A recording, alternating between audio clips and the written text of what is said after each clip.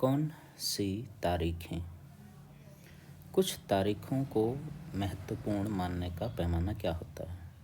हम जो तारीखें चुनते हैं, जिन तारीखों के इर्द गिर्द हम अतीत की कहानी बुनते हैं, वे अपने आप में महत्वपूर्ण नहीं होती। वे इसलिए महत्वपूर्ण हो जाती हैं क्योंकि हम कुछ खास घटनाओं को महत्वपूर्ण मानकर चलने लगते हैं।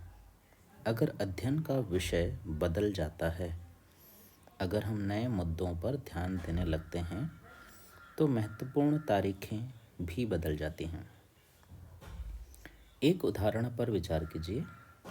भारत में ब्रिटिश इतिहासकारों ने जो इतिहास लिखे, उनमें हरेक गवर्नर जनरल का शासनकाल महत्वपूर्ण है। ये इतिहास प्रथम गवर्नर जनरल वॉरेन हेस्टिंग्स के शासन से शुरू होते थे और आखिरी वायसराय लॉर्ड माउंटबेटन के साथ खत्म होते थे। अलग अलग अध्यायों में हम दूसरे गवर्नर जनरलों Hastings, Wellesley, Bentinck, Dalhousie, Canning, Lawrence, Lytton, Ripon, Curzon, Hardinge, Irwin के बारे में भी पढ़ते हैं। इस इतिहास में गवर्नर जनरलों और वायसरायों का कभी न खत्म होने वाला सिलसिला ही छाया रहता था। इतिहास की इन किताबों में सारी तारीखों का महत्व इन अधिकारियों, उनकी गतिविधियों, नीतियों, उपलब्धियों के आधार पर ही तय होता था।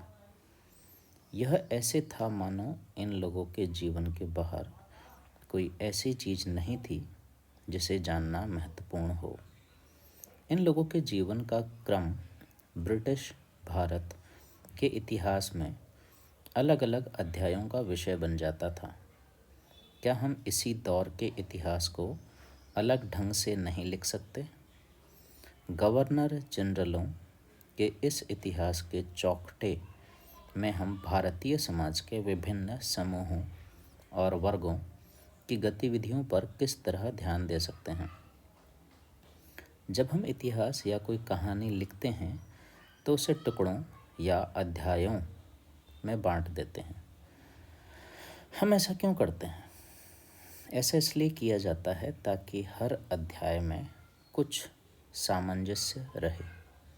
इसका मकसद कहानी को इस तरह सामने लाना होता है कि उसे आसानी से समझा जा सके और याद रखा जा सके। इस प्रक्रिया में हम सिर्फ उन घटनाओं पर जोर देते हैं जो उस कहानी को पेश करने में मददगार होती है।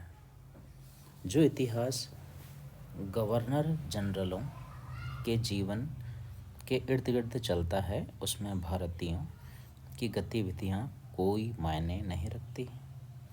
उनके लिए वहाँ कोई जगह नहीं होती, तो फिर क्या किया जाए? जाहिर है, हमें अपने इतिहास का एक अलग खाका बनाना पड़ेगा। इसका मतलब यह है कि अब तक जिन तिथियों को महत्व दिया जा रहा था, वे महत्वपूर्ण नहीं रहेंगी।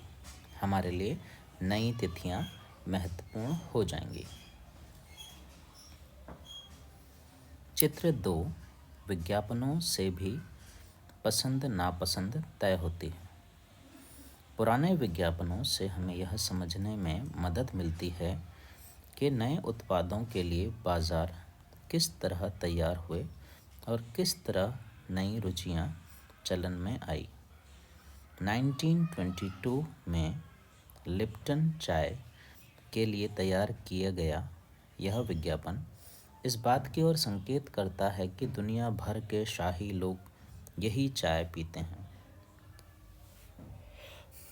इस तस्वीर में पीछे की तरफ एक भारतीय महल दिखाई दे रहा है, जबकि अगले हिस्से में ब्रिटेन की रानी विक्टोरिया का तीसरा बेटा राजकुमार आर्थर घोड़े पर बैठा हुआ है।